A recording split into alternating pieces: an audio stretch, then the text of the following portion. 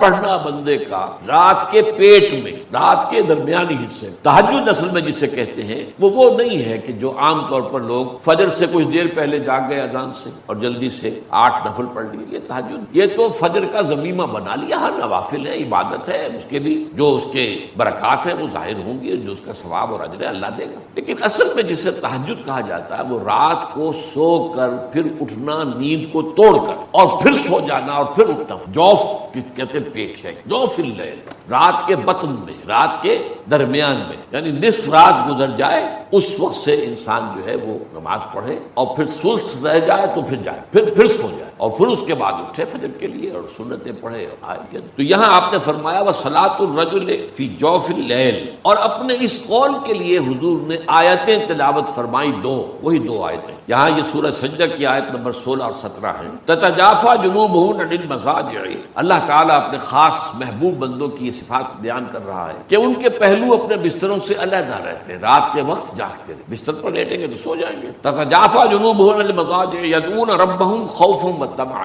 وہ اس وقت اپنے رب کو پکارتے ہیں دعائیں کر، خوف کے ساتھ بھی، اس کے مواخذے کا خوف، اس کے عذاب کا خوف، اس کی باز پرس کا خوف، اس کی ناراضی کا خوف، جہنم کا خوف، وطمعا، اور طمع کس کی؟ اللہ راضی، اللہ کے اجر و ثواب کی بھی طمع ہو۔ لیکن سب سے بڑی طمع کیا ہے؟ اللہ مجھ سے راضی، اس لیے سب سے اونچا مقام یہی ہے، رضی اللہ عنہم ورضوا عنہ، اللہ ان سے راضی ہو گیا، وہ اللہ سے راضی ہو۔ یہ باہمی رضا ہے، بندہ اپنے رب سے راضی رہے، وہ ہے کہ تسلیم و رضا، جو بھی دنیا میں آ رہا ہے اس پر شکوہ، اللہ کا شکوہ زبان پر نہ، جو بھی آ رہا ہے یہ میرے رب کی طرف، وہ میرا مولا ہے، آقا ہے، دوست، میرا خیر خواہ ہے، اسے معلوم ہے کہ اس شر کے پیچھے کون سا خیر آ رہا ہے، مجھے کیا پتا، مجھے تو شر نظر آ رہا ہے، خیر تو نظر نہیں آ رہا۔ یہ فرمایا گیا کہ ہو سکتا ہے عسیٰ ان تکرہوا شیئا وہو خیر لکم وعسیٰ ان تحبوا شیئا وہو شر لکم واللہ یعلم وانتم لا تعلمون، ہو سکتا ہے تمہیں کوئی چیز بری لگے حالانکہ اسی میں تمہارا خیر، عین ممکن ہے تمہیں کوئی چیز اچھی لگتی ہو حالانکہ اس میں تمہارا لیے شر ہے، اللہ جانتا ہے تم نہیں۔ اس کیفیت کے اندر دنیا کی زندگی گزارے، اللہ تعالیٰ آخرت میں اسے راضی کر دے گا، اللہ اس سے راضی ہو جائے گا۔ میری گفتگو کا جو اس وقت عنوان معین ہے اور جو اس وقت آپ کے سامنے لکھا ہوا بھی ہے، فلسفہ دین میں نماز کی اہمیت، اس میں سب سے پہلے تو میں توجہ دلاؤں گا کہ لفظ فلسفہ اصلاً عربی کا ہے اور نہ ہی یہ قرآن حکیم کی اصطلاح ہے۔ یہ لفظ بھی اپنی اصل کے اعتبار سے یونانی ہے۔ فلسفی اگرچہ فلسفی عربی میں اب استعمال ہوتا ہے اور فلاسفہ اس کی جمع بھی ہوتی ہے، لیکن واقعتاً یہ عربی زبان کا لفظ نہیں ہے۔ اسی کی ایک مثال اور ہے تصوف، وہ بھی بظاہر تفاعل کے وزن پر خالص صیغہ معلوم ہوتا ہے عربی زبان کا، لیکن یہ بھی تھیوسوفی، یہ بھی در حقیقت یونانی الاصل لفظ ہے جس کی تعریب کی گئی ہے، اسے معرب بنا کر عربی کا جامہ پہنا دیا گیا ہے۔ فلسفے سے ہم جس علم یا جس شعبہ علم کو مراد لیتے ہیں، قرآن حکیم کی اصطلاح میں اس کے لیے لفظ حکمت ہے۔ اس کا مادہ ہا، کاف، میم، اور اس کا بنیادی مفہوم وہی ہے کہ جو اس سے جو ایک مشتق لفظ ہے استحکام، کسی شے کا مضبوط ہو جانا، پختہ ہو جانا، قوی ہو جانا، ایسی صلاحیت حاصل کر لینا کہ وہ اپنی حفاظت کر سکے، اپنے خلاف کسی بھی اقدام پر اپنا دفاع کر سکے۔ یہ ہا، کاف، میم کے مادے کا اصل مفہوم ہے۔ اور حکمت انسان کے فکر اور اس کے شعور کی پختگی کا نام ہے، اس لیے کہ انسان حیوانات سے ممیز کیا گیا ہے اگرچہ مختلف اعتبارات سے، لیکن یہ کہ اس میں سب سے اہم اعتبار یہ ہے کہ یہ حیوان عاقل ہے۔ اسی طریقے سے اسے حیوان ناطق کہا جاتا ہے، اور نطق اور عقل کا بڑا گہرا تعلق ہے اور ربط ہے، دونوں ایک دوسرے سے جڑے۔ تو ہم کہیں گے شعور، عقل سے انسان کو شعور حاصل ہوتا ہے، اور نطق جو ہے اس کی بنیاد، اس کا سورس جو ہے وہ یہی شعور۔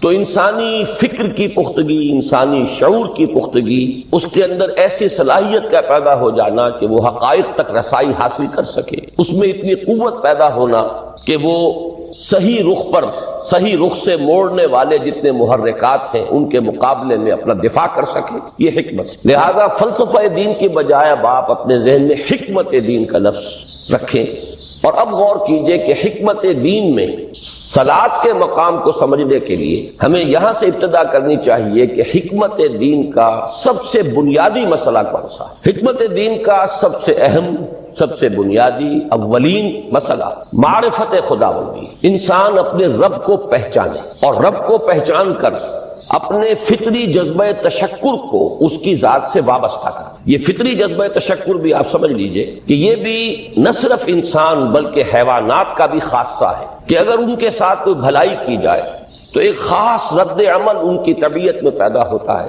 جسے ہم جذبہ شکر یا جذبہ تشکر سے تعبیر کر سکتے ہیں۔ حیوان کے پاس اگرچہ وہ زبان نہیں ہے کہ جس میں وہ اپنے اس جذبے کو الفاظ کا جامہ پہنا کر اپنے محسن کی خدمت میں پیش کر سکے، لیکن یہ کہ اگر کبھی کسی بھوکے پیاسے حیوان کو آپ نے کوئی غذا فراہم کی ہو یا پانی پلایا ہو اور پھر اگر آپ اس کی آنکھوں میں دیکھیں گے تو وہ جذبہ تشکر وہاں سے ابلتا ہوا محسوس ہو۔ یہ گویا کہ فطرت کا تقاضا ہے۔ حیوانات سے بلندتر سطح پر انسان ہے تو فطرت انسانی کا بڑا اساسی اور بنیادی تقاضا ہے کہ وہ اپنے محسن کا شکر ادا کرے۔ جس نے بھی اس کے ساتھ کوئی بھلائی کی ہو، خیر کیا ہو، اس کی کوئی احتیاج پوری کی ہو، اس کی کوئی ضرورت پوری کی ہو، اس کا وہ شکر بجانا۔ تو یہ فطری جذبہ تشکر جب تک عقل انسانی اپنے اصل محسن اور مربی کو نہیں پہچانتی تو یا تو یہ منتشر رہتا ہے یا بھٹکتا رہتا ہے۔ چنانچہ شرک کی جو ساری تاریخ ہے اس کا تجزیہ کریں گے تو بات یہی نظر آئے گی کہ اس جذبہ تشکر نے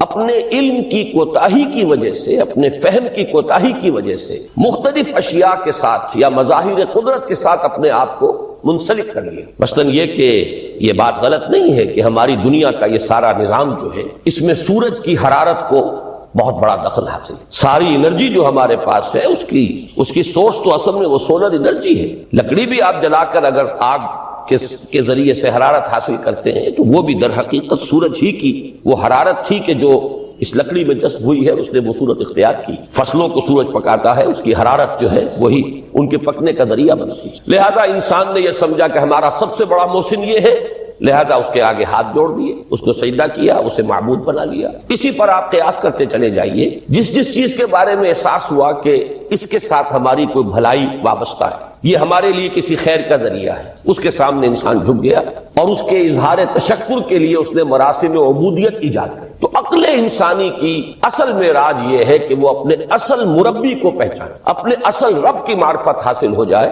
کہ یہ تمام مظاہر فطرت، مظاہر قدرت، اگرچہ یہ سب ہے اس دنیا میں، اس کے نظام کو مختلف پہلوؤں سے ان کے ساتھ وابستہ کیا گیا ہے، لیکن یہ سب خود کسی اور کی ربوبیت کے مظہر ہے۔ کوئی اور ہے جو ان سب کا خالق ہے، کوئی اور ہے کہ جس نے ان کے لیے یہ سارا نظام بنایا ہے۔ تو ایک ہی چھلانگ میں انسان پھر وہاں پہنچتا ہے اور اپنے اصل رب اور مربی کو پہچان کر اب اپنے پورے جذبہ تشکر کو اس کی ذات کے ساتھ منسلک۔ یہ میں نے خلاصہ عرض کیا آپ کے سامنے سورہ لقمان کے دوسرے رکوع کی اس پہلی آیت کا، جس میں اللہ تعالیٰ نے حضرت لقمان کے حوالے سے حکمت اور حکمت کا جو منطقی اور لازمی نتیجہ ہے دونوں چیزوں کو بیان کر دیا۔ وَلَقَدْ آتَيْنَا لُقْمَانَ الْحِكْمَةَ أَنِ اشْكُرْ لِلَّهِ، ہم نے لقمان کو حکمت عطا کی کہ کر شکر اللہ کا۔ فطرت سلیمہ کا تقاضا شکر، محسن کے لیے، مربی کے لیے، اور عقل کی معراج اپنے اصل محسن اور مربی کو پہچاننا، اسی کا نام حکمت ہے۔ حکمت عقل صحیح اور فطرت سلیمہ کے امتزاج سے وجود میں آتی ہے، جس کا نتیجہ شکر رب ہے یا معرفت رب۔ تو یوں سمجھئے کہ حکمت دین کا اساسی مسئلہ یہ، باقی سارے مسائل اب یہیں سے آگے چلیں گے۔ اس کے لیے یہ بات اگر آپ نے منتخب نصاب کے وہ اسباق پڑھ لیے ہوں تو یہ چیزیں سامنے آ چکی ہوں گی کہ اس کے لیے قرآن کا اسلوب یہ ہے کہ آیات کے حوالے سے انسان کے اندر معرفت رب کو جگایا جاتا ہے۔ میں نے جگانے کا لفظ استعمال کیا ہے کہ قرآن کی حکمت یہ ہے کہ رب کی معرفت فطرت انسانی میں موجود ہے لیکن سوئی ہوئی، ڈورمنٹ ہے، اسے جگانا ہے، اسے ایکٹیویٹ کرنا ہے۔ اس کے لیے آیات آفاقی، ان فی خلق السماوات والارض واختلاف اللیل والنہار والفلک التی تجری فی البحر بما ینفع الناس الی آخر الآیہ۔ اسی طرح آیات انفسی وفی انفسکم افلا تبصرون سنریہم آیاتنا فی الآفاق وفی انفسہم حتی یتبین لہم انہ الحق۔ لیکن ان آیات آفاقیہ کی طرف بھی صحیح نقطہ نظر سے متوجہ کرنے کے لیے اور انسان کے اندر کی اس سوئی ہوئی معرفت رب کو جگانے کے لیے سب سے زیادہ مؤثر آیات قرآنیہ ہیں، چونکہ یہ فطرت انسانی کے اندر کی ایک شے کو جگانے والی ہیں۔ یہی وجہ ہے کہ قرآن مجید اپنے آپ کو کہیں الذکر کہتا ہے، کہیں ذکرہ، کہیں تذکرہ۔ یہ تو یاد دہانی ہے، تمہارے اپنے اندر معرفت رب موجود تھی یا موجود ہے، لیکن یا تمہیں اس کا شعور نہ تھا، وہ تمہارے شعور کی سطح پر نہیں آئی تھی، یا یہ کہ آئی تھی لیکن پھر تم اسے بھول گئے، ظہور کے پردے پڑ گئے۔ جیسا کہ علامہ اقبال نے کہا کہ کافر کی یہ پہچان کے آفاق میں گم ہے، تم پھر گم ہو گئے، لہذا اس کو اجاگر کرنے کے لیے، تازہ کرنے کے لیے یہ آیات قرآنیہ، ان اندھیروں سے، گمشدگی کے اندھیروں سے نکالنے کے لیے، معرفت کی روشنی میں لانے کے لیے یہ آیات مبارکہ ہیں۔ هو الذی ينزل علی عبدہ آیات بینات لیخرجکم من الظلمات الی النور، اندھیروں سے نکال کر روشنی میں لانے کے لیے اللہ نے اپنے بندے پر صلی اللہ علیہ وسلم یہ آیات بینات نازل کی۔ لیکن اب اس سے اگلا قدم ہے، اور اصل میں وہ ہے جو میری گفتگو کا موضوع ہے اس وقت۔ اس کے لیے یہ تمہید ضروری تھی کہ حکمت قرآن کا اور حکمت دین کا اولین، اہم ترین، سب سے اساسی، سب سے بنیادی مسئلہ ہے معرفت رب۔ اگر اس مرحلے کو انسان طے کر لے اللہ کے فضل و کرم سے، اسے اللہ کی معرفت بھی حاصل ہو جائے اور اس پر ایمان بھی میسر آ جائے، تو اب اس کے سامنے تین مسئلے اور ان کو اچھی طرح آئیڈینٹیفائی کیجیے۔ پہلا مسئلہ یہ ہے کہ اس کی فکر صحیح مزید پیش قدمی کرے، آگے بڑھے۔ یہ تو اس کا سٹارٹنگ پوائنٹ تھا، رب کو پہچان لینا۔ ابھی تو اس سے آگے بڑھ کر اس فکر صحیح کو، بڑی بلندیوں کو چھونا ہے، جیسے کہ کلمہ طیبہ کی تمثیل بیان کی گئی قرآن مجید میں، کَشَجَرَةٍ طَیِّبَةٍ أَصْلُهَا ثَابِتٌ وَفَرْعُهَا فِي السَّمَاءِ۔ تو فکر انسانی کے لیے وہ اصل ثابت، جمی ہوئی جڑ جو ہے وہ تو ہے معرفت رب، لیکن اب یہ فکر ترقی کرے گی، یہ نشو و نما پائے گی، یہ آگے بڑھے گی، اس کی شاخیں یہ آسمانوں سے بات کریں گی، آسمانوں کی بلندیوں کو چھوئیں گی۔ تو سب سے پہلا مسئلہ ہے فکر صحیح کی مزید پیش رفت، پیش قدمی۔ دوسرا مسئلہ انسان کا بہت بنیادی، عمل کی درستی، صحیح عمل۔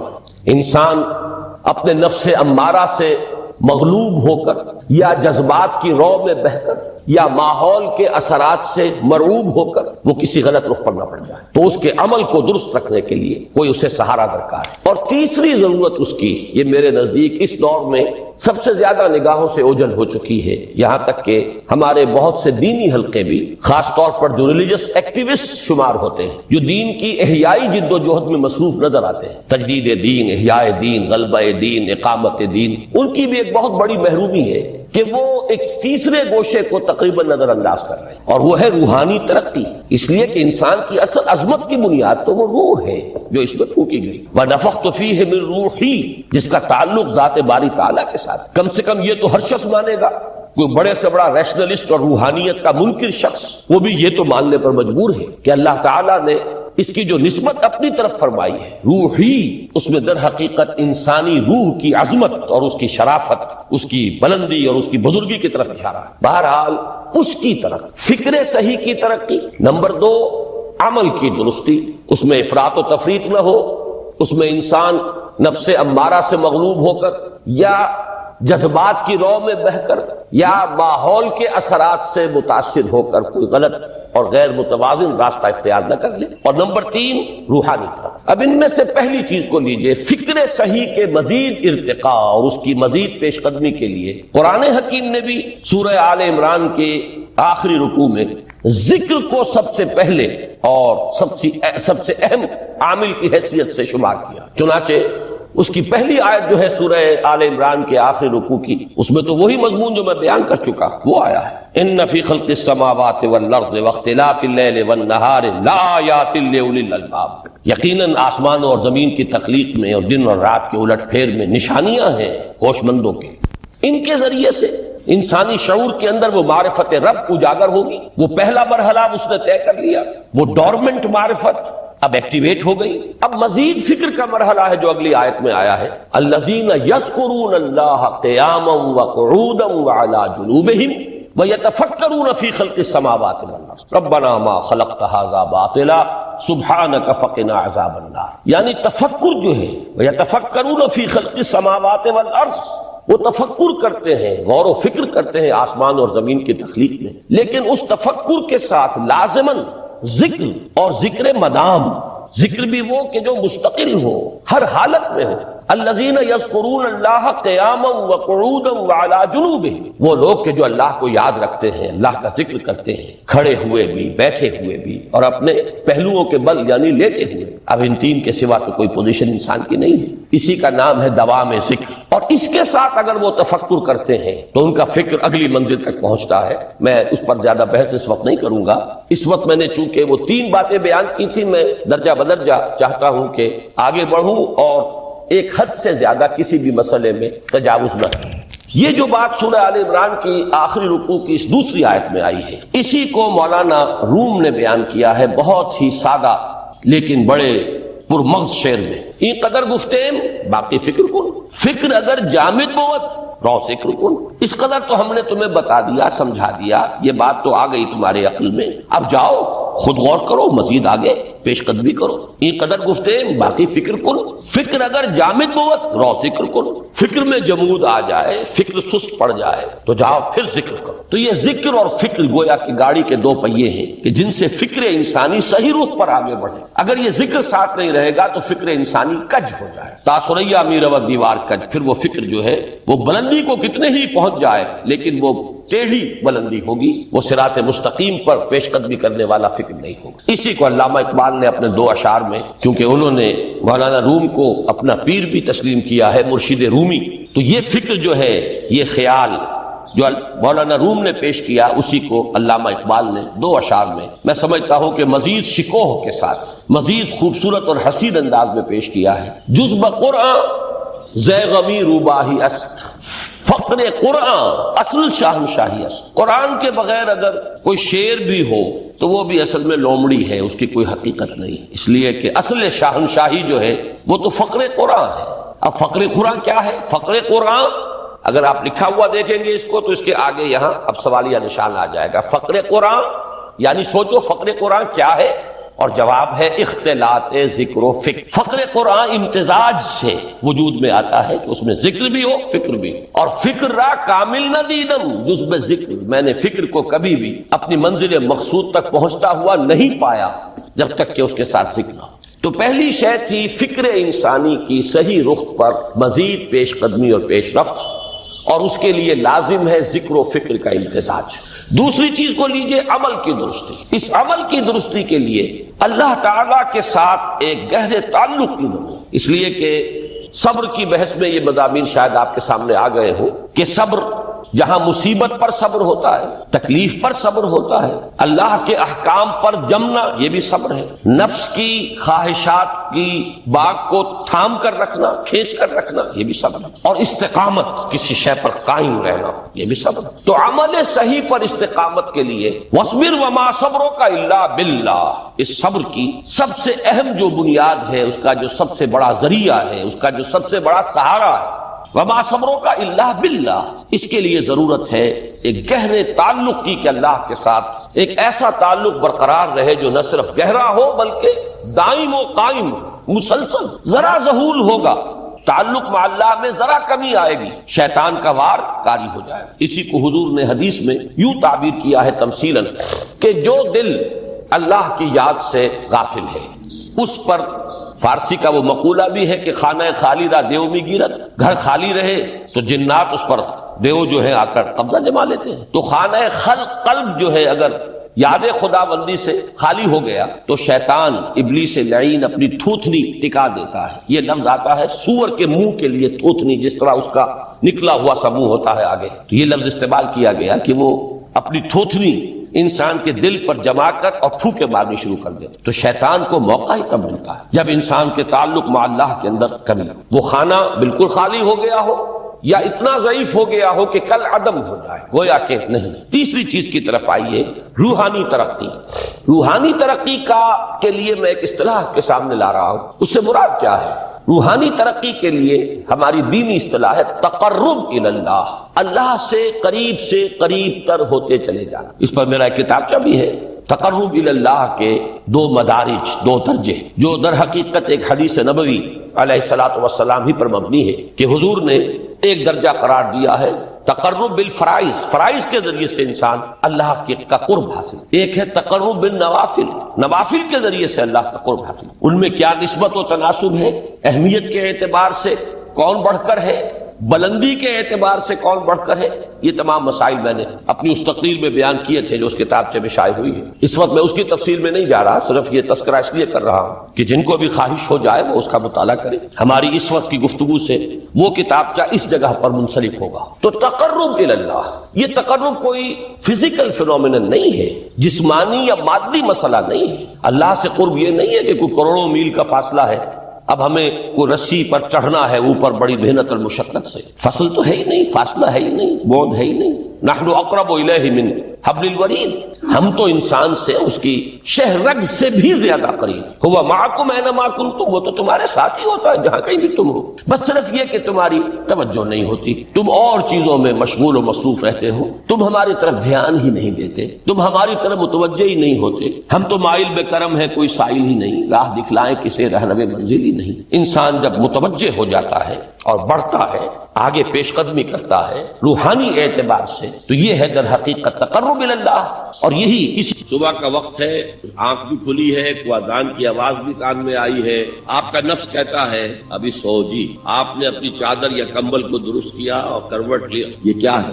آپ نے کس کا حکم پیچھے پھینکا اور کس کا حکم مانا؟ اللہ کے حکم کو پیچھے پھینک دیا، نفس کے حکم کو آگے رکھ۔ یہ شرک، اس شرک کو جاننے والے بہت کم ہیں۔ مولانا روم نے خوب کہا تھا، نفس ماں ہم کم ترس فرعون نیست لیکن ایراعون نیست، میرا نفس بھی فرعون سے کم نہیں ہے۔ فرعون نے کہا تھا نا الیس لی ملک مصر وہذہ الانہار تجری من تحتی، کیا اس ملک مصر کی حکومت میری نہیں ہے؟ اور سارا جو یہ آب پاشی کا نظام ہے، انہار کا نظام ہے، وہ میرے کنٹرول میں نہیں ہے، جس کا چاہوں موگا کھلا رکھوں، جس کا چاہوں بند کر دوں۔ یہ تھا خدائی کا دعویٰ، انا ربکم الاعلی۔ تو مولانا روم کہتے ہیں میرا نفس بھی اس سے کمتر نہیں ہے، وہ کہتا یہ جسم میرا ہے، اس پر میرا حکم چلے گا، میں نہیں جانتا کون اللہ کون رسول، کیا حرام کیا حلال۔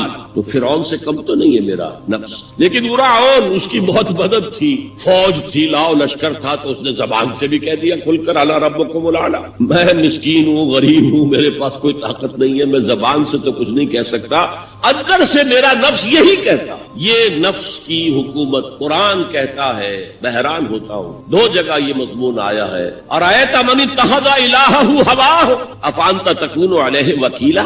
اے نبی تم نے دیکھا اس شخص کو، اس کے حال پر غور کیا جس نے اپنی خواہش نفس کو اپنا الہ بنا لیا ہے۔ اللہ اکبر، الہ لا الہ الا اللہ، کلمہ توحید کا مرکزی لفظ یہاں آ رہا ہے، من اتخذ الہہ ہواہ، جس نے اپنی خواہش نفس کو اپنا معبود بنا لیا، الہ بنا لیا۔ افانت تکون علیہ وکیلا، کیا آپ ایسے شخص کی کوئی ذمہ داری لے سکتے ہیں؟ سود حرام ہوا کرے جی، حرام حرام، ہمارا دھندا جو ہے وہ آگے بڑھ نہیں سکتا، اللہ کے حکم کو پیچھے ڈالا، نفس کے تقاضے کو آگے رکھا۔ کون معبود ہے آپ؟ نام عبداللہ رکھیے، نام عبد الرحمان رکھیے، ہے عبد النفس، نفس کے بندے، نفس کے غلام۔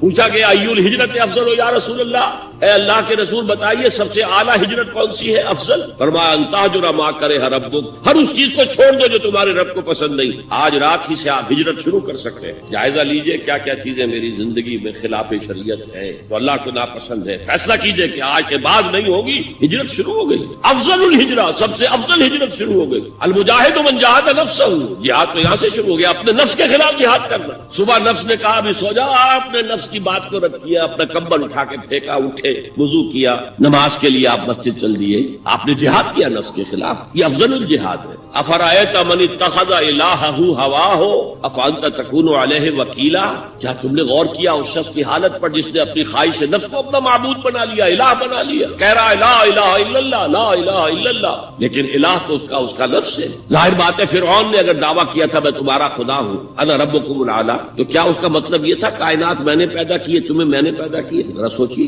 کیا وہ بزرگ موجود نہیں ہوں گے جنہوں نے اسے دیکھا ہو کہ آج اس کی ولادت ہوئی تھی، کل اس کی کوئی اور سیری بنی ہوئی تھی؟ یہ کیسے دعویٰ کیا تھا؟ میرا حکم چلے گا، میں نہیں جانتا، الیس لی ملک مصر، مصر کی حکومت میری ہے کہ نہیں؟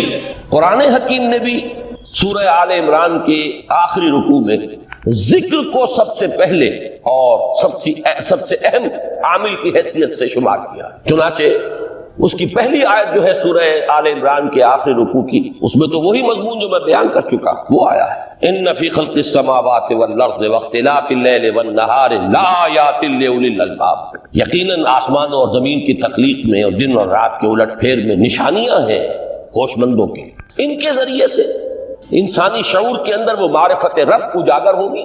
وہ پہلا مرحلہ اس نے طے کر لیا، وہ ڈورمنٹ معرفت اب ایکٹیویٹ ہو گئی۔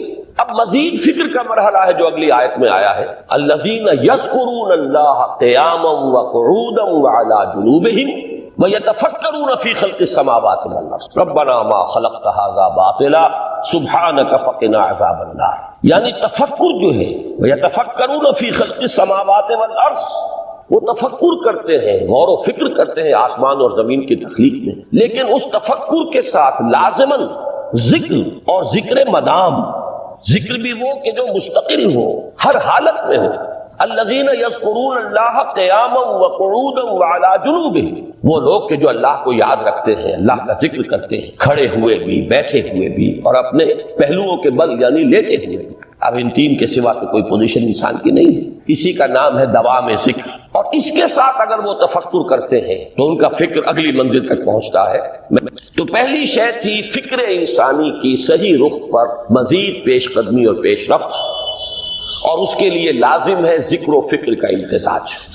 دوسری چیز کو لیجئے عمل کی درستی۔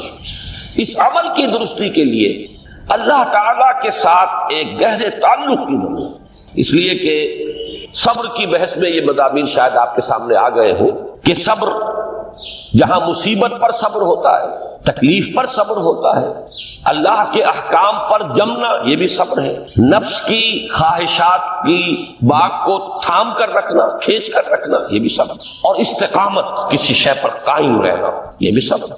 تو عمل صحیح پر استقامت کے لیے وَاصْبِرْ وَمَا صَبْرُكَ إِلَّا بِاللَّهِ، اس صبر کی سب سے اہم جو بنیاد ہے، اس کا جو سب سے بڑا ذریعہ ہے، اس کا جو سب سے بڑا سہارا ہے، وما صبرک الا باللہ، اس کے لیے ضرورت ہے ایک گہرے تعلق کی کہ اللہ کے ساتھ ایک ایسا تعلق برقرار رہے جو نہ صرف گہرا ہو بلکہ دائم و قائم، مسلسل۔ ذرا ظہول ہوگا تعلق مع اللہ میں، ذرا کمی آئے گی، شیطان کا وار کاری ہو جائے گا۔ اسی کو حضور نے حدیث میں یوں تعبیر کیا ہے تمثیلاً کہ جو دل اللہ کی یاد سے غافل ہے اس پر، فارسی کا وہ مقولہ بھی ہے کہ خانہ خالی را دیو میں گیرت، گھر خالی رہے تو جنات اس پر دیو جو ہے آ کر قبضہ جما لیتے ہیں۔ تو خانہ قلب جو ہے اگر یاد خدا بندی سے خالی ہو گیا تو شیطان ابلیس لعین اپنی تھوتنی ٹکا دیتا ہے۔ یہ لفظ آتا ہے سور کے منہ کے لیے تھوتنی، جس طرح اس کا نکلا ہوا سا منہ ہوتا ہے آگے، تو یہ لفظ استعمال کیا گیا کہ وہ اپنی تھوتنی انسان کے دل پر جما کر اور پھوکے مارنی شروع کر دیتا ہے۔ تو شیطان کو موقع ہی تب ملتا ہے جب انسان کے تعلق مع اللہ کے اندر کبھی وہ خانہ بالکل خالی ہو گیا ہو یا اتنا ضعیف ہو گیا ہو کہ کل عدم ہو جائے، گویا کہ نہیں۔ تیسری چیز کی طرف آئیے، روحانی ترقی۔ روحانی ترقی کے لیے میں ایک اصطلاح کے سامنے لا رہا ہوں، اس سے مراد کیا ہے؟ روحانی ترقی کے لیے ہماری دینی اصطلاح ہے تقرب الی اللہ، اللہ سے قریب تر ہوتے چلے جانا۔ اس پر میرا ایک کتابچہ بھی ہے، تقرب الی اللہ کے دو مدارج، دو درجے، جو در حقیقت ایک حدیث نبوی علیہ الصلوۃ والسلام ہی پر مبنی ہے کہ حضور نے ایک درجہ قرار دیا ہے تقرب بالفرائض، فرائض کے ذریعے سے انسان اللہ کا قرب حاصل کرے۔ ایک ہے تقرب بالنوافل، نوافل کے ذریعے سے اللہ کا قرب حاصل کرے۔ ان میں کیا نسبت و تناسب ہے، اہمیت کے اعتبار سے کون بڑھ کر ہے، بلندی کے اعتبار سے کون بڑھ کر ہے، یہ تمام مسائل میں نے اپنی اس تقریر میں بیان کیے تھے جو اس کتابچے میں شائع ہوئی ہے۔ اس وقت میں اس کی تفصیل میں نہیں جا رہا، صرف یہ تذکرہ اس لیے کر رہا ہوں کہ جن کو بھی خواہش ہو جائے وہ اس کا مطالعہ کرے۔ ہماری اس وقت کی گفتگو سے وہ کتابچہ اس جگہ پر منسلک ہوگا۔ تو تقرب الی اللہ، یہ تقرب کوئی فزیکل فینومینل نہیں ہے، جسمانی یا مادی مسئلہ نہیں ہے۔ اللہ سے قرب یہ نہیں ہے کہ کوئی کروڑوں میل کا فاصلہ ہے، اب ہمیں کوئی رسی پر چڑھنا ہے اوپر بڑی محنت اور مشقت سے، فصل تو ہے ہی نہیں، فاصلہ ہے ہی نہیں، بعد ہے ہی نہیں۔ نحن اقرب الیہ من حبل الورید، ہم تو انسان سے اس کی شہرگ سے بھی زیادہ قریب، ہوا معکم اینما کنتم، وہ تو تمہارے ساتھ ہی ہوتا ہے جہاں کہیں بھی تم ہو، بس صرف یہ کہ تمہاری توجہ نہیں ہوتی، تم اور چیزوں میں مشغول و مصروف رہتے ہو، تم ہماری طرف دھیان ہی نہیں دیتے، تم ہماری طرف متوجہ ہی نہیں ہوتے، ہم تو مائل بے کرم ہے، کوئی سائل ہی نہیں، راہ دکھلائیں کسے رہنم منزل ہی نہیں۔ انسان جب متوجہ ہو جاتا ہے اور بڑھتا ہے، آگے پیش قدمی کرتا ہے روحانی اعتبار سے، تو یہ ہے در حقیقت تقرب اللہ، اور یہی اسی کو ہم کہیں گے روحانی طرح۔ اب ان تین چیزوں کو اگر آپ نے ذہن میں جما لیا، پھر میری بات کی ترتیب اس کو ذہن میں قائم کیجئے۔ ہم چلے کہاں سے کہ دین کے ساتھ اصل مناسبت فلسفے کی نہیں، حکمت۔ نمبر 2، حکمت قرآنی کا پہلا اور اہم ترین اور بنیادی مسئلہ معرفت رب کا حصول ہے، اس کا نتیجہ شکر خدا، اس کا ذریعہ آیات آفاقی، آیات انفسی، اور سب سے بڑھ کر آیات قرآنیہ جو الذکر ہے، جو تذکرہ ہے، جو ذکر ہے۔ لیکن اس پہلے مرحلے کو اگر کوئی انسان بفضل ہی تعالی، اللہ کے فضل و کرم سے طے کر لے، اب اس کے سامنے تین مسئلے، فکر کی مزید پیش رفت، مزید پیش قدمی صحیح رخ پر، اس کے لیے ذکر اور فکر دونوں کا امتزاج لازمی۔ فقر قرآن اختلاط ذکر و فکر، الذین یذکرون اللہ قیاما وقعودا وعلی جنوبہم ویتفکرون فی خلق السماوات۔ دوسری شے عمل کا درست رہنا، نہ افراط و تفریط ہو، عدم توازن ہو، نہ انسان نفس سے مغلوب ہو جائے، نہ انسان جذبات کی رو میں اندھا ہو جائے، نہ انسان ماحول سے مرعوب ہو کر متاثر، صحیح رخ پر اس کا عمل۔ نمبر 3، روحانی ترقی جو اصل حاصل ہے، جو اصل مقصود ہے۔ نمبر 2 چیز کے لیے تعلق مع اللہ ضروری، نمبر 3 کے لیے تقرب الی اللہ۔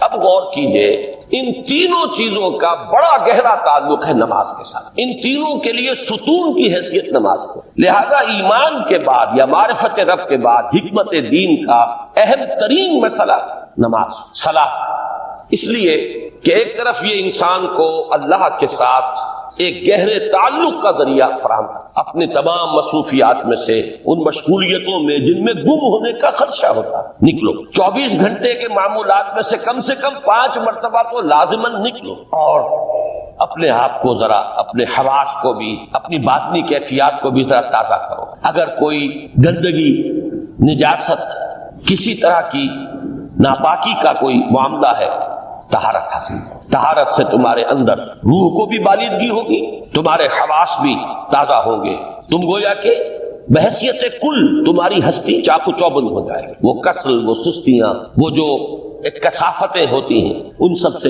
نجات حاصل کرو، اور اب اپنے رب کے حضور میں کھڑے ہو جاؤ، اس کے ساتھ اپنا عہد بھی تازہ کرو، اس کی اہم صفات کو بھی اپنے ذہن میں پھر مستحضر کرو۔ یہی وجہ ہے، دیکھیے میں نے جو آیات آپ کو شروع میں سنائی تھی، سورہ لقمان کی 2 آیتیں، پہلی آیت میں اس کا ترجمہ کر چکا، دوسری آیت وَلَقَدْ وَإِذْ قَالَ لُقْمَانُ لِابْنِهِ وَهُوَ يَعِظُهُ يَا بُنَيَّ لَا تُشْرِكْ بِاللَّهِ إِنَّ الشِّرْكَ لَظُلْمٌ عَظِيمٌ۔ اس کے بعد درمیان میں کچھ مضمون آ کر پھر وہ آیہ مبارکہ آئی، یا بنی اقم الصلاۃ وامر بالمعروف وانہ عن المنکر واصبر علی ما اصابک۔ گویا کہ اہم ترین چیز، بنیادی ترین چیز، اللہ کو محض پہچان لینا کافی نہیں ہے، یاد رکھنا ضروری ہے۔ اللہ یاد رہے گا تو فکر صحیح آگے بڑھے، اللہ یاد رہے گا اور اس کے ساتھ ایک گہرا تعلق جو ہے برقرار رہے گا تو عمل درست رہے۔ بالکل یہی بات سورہ طٰہٰ میں جو پہلی وحی حضرت موسیٰ علیہ السلام پر ہوئی، اور پہلا مخاطبہ ہے، چونکہ حضرت موسیٰ کو یہ انبیاء کرام کے مقدس گروہ میں ایک امتیازی حیثیت حاصل ہے کہ ان سے براہ راست گفتگو ہوئی ہے، اگرچہ صرف ایک پردہ تھا، اوٹ من ورائے حجاب گفتگو ہوئی ہے، لیکن یہ کہ کوئی فرشتے کا درمیانی جو ہے وہ لنک نہیں تھا، براہ راست اللہ تعالیٰ نے حضرت موسیٰ علیہ السلام سے کلام فرمایا۔ کلم اللہ موسیٰ تکلیما، موسیٰ سے تو اللہ نے کلام فرمایا جیسے کہ کلام کیا جاتا، تو پہلا مخاطبہ ہے، یہ پہلا مکالمہ ہے، پہلی وحی کہیے، اسی میں یہ الفاظ بھی موجود ہیں، اننی انا اللہ لا الہ الا انا فاعبدنی واقم الصلاۃ لذکری۔ یہ گویا کہ حکمت قرآنی کا ایک بہت بڑا خزانہ ہے یہ آیت مبارک، کہ خود حضرت موسیٰ علیہ السلام کو جو ہدایت دی جا رہی ہے، میں ہوں، میں اللہ، اننی انا اللہ لا الہ الا انا، میرے سوا کوئی معبود نہیں، فاعبدنی، بس میری بندگی، میری عبادت، میری پرستش، میری محبت اس کو اختیار کرو، وَأَقِمِ الصَّلَاةَ لِذِكْرِي، اور نماز کو قائم رکھو میری یاد کے لیے۔ بلکہ اسی سلسلہ کلام میں آگے چل کر سورہ طٰہٰ میں آتا ہے، کافی گفت و شنید کے بعد جب حضرت موسیٰ نے کچھ معذرت بھی کی، کچھ دعائیں بھی کی، اللہ نے ایک دعا قبول بھی کی کہ ان کے بھائی کو بھی شریک کر دیا، حضرت ہارون کو بھی۔ اس کے بعد پھر جب فرمایا کہ اب جاؤ فرعون کی طرف، تو اس میں فرمایا وَلَا تَنِيَا فِي ذِكْرِي، اور دیکھنا یہ جو عظیم مشن تمہارے کندھے پر آ گیا ہے، بڑا بھاری اور کٹھن ایک فرض ہے جو تم پر عائد ہو گیا ہے، اس کے لیے سب سے بڑی تمہارے پاس جو قوت کا ذریعہ ہے وہ نماز ہے۔ فَلَا تَنِيَا عَنْ ذِكْرِي، میری یاد میں کبھی غفلت نہ کرنا، اس میں کبھی کوئی کمی نہ آنے دینا۔ جیسا کہ میں نے عرض کیا تھا کہ جیسے ہی وہ تعلق جو ہے کمزور پڑتا ہے یا منقطع ہو جائے معاذ اللہ، تو پھر انسان گویا کہ شیطان کے لیے ایک لقمہ تر بن جاتا ہے۔ اب آپ غور کیجئے، تیسری شے تقرب الی اللہ، اس کے حوالے سے بھی جو فرائض اور نوافل کی بات ہے اس کو اس وقت ذہن سے نکال کر یہ سمجھیے کہ اس میں نماز کا کیا مقام ہے، اس لیے کہ نماز فرض بھی ہے، نماز نفل بھی ہے، وہ تو دونوں میں شریک ہو جائے۔ اب اس کو لفظ صلاۃ کے حوالے سے آپ ان دونوں چیزوں کو سمجھیں۔ صاد لام واو یا یہ چونکہ حروف علت ایک دوسرے سے بدلتے رہتے ہیں، یہ جو مادہ ہے اس کی جو خالص لغوی اصل ہے، جو خالص عربی زبان میں اس کا بنیادی مفہوم ہے، وہ آگ جلانا یا آگ تاپنا یا آگ سینکنا، حرارت حاصل۔ لہذا بار بار آتا ہے جہنم کے ذکر میں اسلوہا، اب جلو اس میں، تاپو اس کو، یہ سینکے گی تمہیں۔ بلکہ تفتلون کا لفظ آیا ہے حضرت موسیٰ کے کلام میں، جب وہ گئے تھے کوہ طور پر، جب پہنچ گئے تو تھے آگ کی تلاش میں، لعلکم تفتلون، تو اپنے اہل خانہ سے یہی کہا تھا کہ مجھے کہیں وہ روشنی نظر آ رہی ہے، غالباً کوئی وہاں سے آگ مل سکے گی، ورنہ یہ کہ کوئی رہنمائی کو رستہ مجھے مل سکے گا، میں وہ آگ لے آؤں گا، کوئی چنگاری وہاں سے لے آؤں، لعلکم تفتلون، تاکہ تم، اب یہ اصطلاح در حقیقت باب افتعال ہے، اور یہ تے یہاں پر کوئے کی شکل اختیار کر گئی، تا نے توبن کی صورت اختیار کی صاد کی وجہ سے۔ بہرحال اس کا سب سے بنیادی مفہوم جو ہے وہ ہے تاپنا، سکائی حاصل کرنا، حرارت۔ اس کے حوالے سے سمجھ لیجئے کہ سب سے بنیادی تعلق اس کا جو ہے وہ روح کے ساتھ۔ روح میں محبت خداوندی کی آگ اگر ٹھنڈی پڑ گئی ہو، اگر محبت خداوندی کی حرارت میں کمی ہو گئی، تو اس کو اثر نو، جس کو کہ میں آج سوچ رہا تھا تو ایک لفظ ذہن میں آیا کہ جیسے بیٹری اس کو ریچارج کیا جاتا ہے، اسی طریقے سے روح کے اندر محبت خداوندی کی اس حرارت کو اثر نو تازہ کرنا، یہ ہے در حقیقت نماز کا اصل۔ اس لیے کہ اس لفظ کا بنیادی مفہوم، اصل لغوی مفہوم تو یہ، اگرچہ اس کا سب سے زیادہ کثرت سے جو استعمال ہوتا ہے، اور لفظ صلاۃ جس سے در حقیقت جس تصور پر مبنی ہے وہ ہے اقدام، کسی کی طرف متوجہ ہونا، اور پھر دعا۔ صلاۃ کا سب سے قریبی مفہوم لفظی جب بیان کیا جائے گا، اس سے مراد، اس کے معنی، تو دعا اس میں اہم ترین، کسی کی طرف توجہ کرنا، مناجات کرنا، گفتگو کرنا، مخاطبہ، مکالمہ، دعا، یہ در حقیقت صلاۃ کا سب سے بڑا اصطلاحی مفہوم ہے۔ لیکن جو اس کا مادہ ہے صاد لام واو یا صاد لام یا، اس کا اصل مفہوم جو ہے وہ تاپنا، حرارت حاصل کرنا۔ تو ان دونوں کے حوالے سے عرض کر رہا ہوں، وہ تاپنا اور حرارت حاصل کرنا وہ ہے روح کے اعتبار سے۔ وہ جو کہا اقبال نے کہ مجھے عشق کی آگ اندھیر ہے، مسلمان نہیں راہ کا ڈھیر، یہ عشق کی آگ جب بجھ جاتی ہے، در حقیقت یہی تو انسان کی روحانی موت ہے۔ جب یہ نہ رہے تو چاہے منطق میں بہت انسان ماہر ہو، مجھے اقبال کا ایک شعر یاد آیا تقابل کرتے ہوئے، ایک انسان محکوم اور ایک انسان حر، آزاد انسان، ان کی نفسیات میں جو بنیادی فرق علامہ اقبال نے مختلف مواقع پر بیان کیے ہیں۔ محکوم ہے بیگانہ اخلاص و مروت، ہر چند کے منطق کی دلیلوں میں ہے چالاک، تو منطق کی دلیلوں میں انسان چالاک ہو جائے اور وہ لغت ہائے حجازی کا وہ ایک خزانہ بن جائے، اسے تمام الفاظ کے معنی یاد ہو، وہ بڑے مسائل فقہ کے اسے ازبر ہو، جزیات، بے انتہا جزیات جو ہے وہ مستحضر ہو، فلسفے کے بڑے بڑے مسئلے اس نے حل کر لیے ہوں، لیکن اگر روح میں وہ اللہ کی محبت کی آگ نہیں ہے، وہ تپش نہیں، مجھے عشق کی آگ اندھیر ہے، مسلمان نہیں راہ کا ڈھیر۔ اسی کے حوالے سے آج مجھے یاد آیا تھا کہ وہ جو بڑی سادہ سی ایک نظم ہے، اللہ تعالیٰ سے دعا یا رب دل مسلم کو وہ زندہ تمنا دے، اس میں بھی جو الفاظ آئے ہیں، جو روح کو گرما دے اور قلب کو تڑپا، یہ ہے اصل جو مقصود ہے نماز کی۔ اور یہی وہ چیز ہے جیسا کہ میں نے عرض کیا تھا کہ نگاہوں سے اوجھل